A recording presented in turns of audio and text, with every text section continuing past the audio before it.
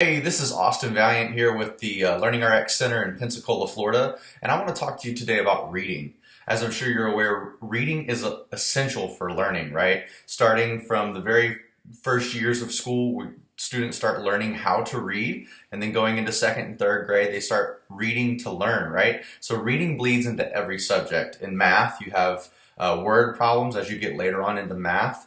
For science and social studies, history, we have to be able to read to digest that information, right?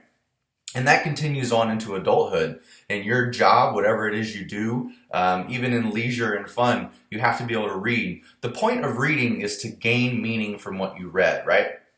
It's to be able to read and process that information, to comprehend it, to be able to answer questions, to derive your own thoughts on what you're reading. So how can LearningRx help if you have a student who's struggling with learning to read or reading to learn? Well, there's three areas that kids struggle.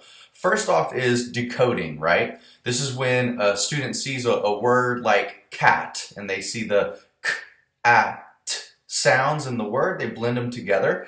And that kind of reading, that phonetic reading, requires good auditory processing skills. So if you have a student who's struggling in those first few years of school and they're struggling with blending words, decoding words, and phonetically reading, it could be because they have weak auditory processing skills.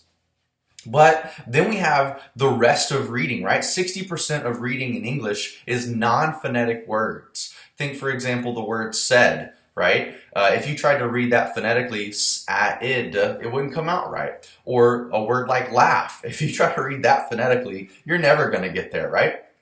That kind of reading, that non-phonetic reading, requires good, strong memory skills and good visual processing skills.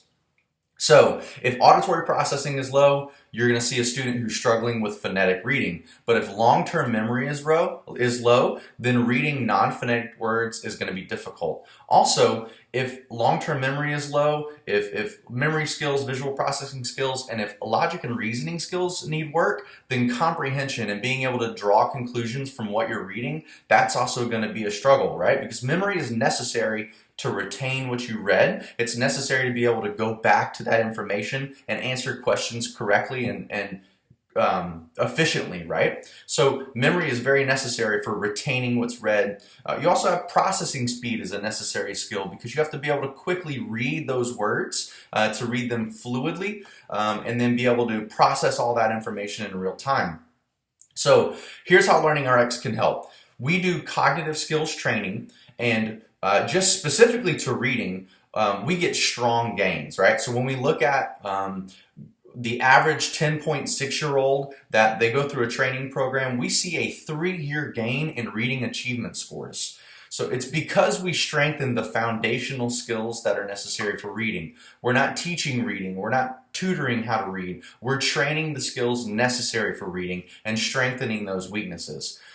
It's because of that we address the root cause. So we remove obstacles and we unlock those skills that are inherent in kids. So if that sounds like something you're interested in, if you have a struggling reader or a kid who's struggling to learn and comprehend from what they read, then the first step is to give our center a call.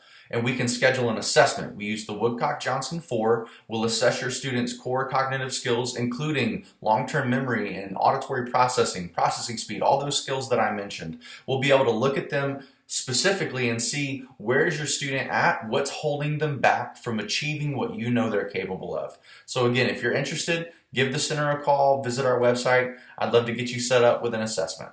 Thank you. Have a good day.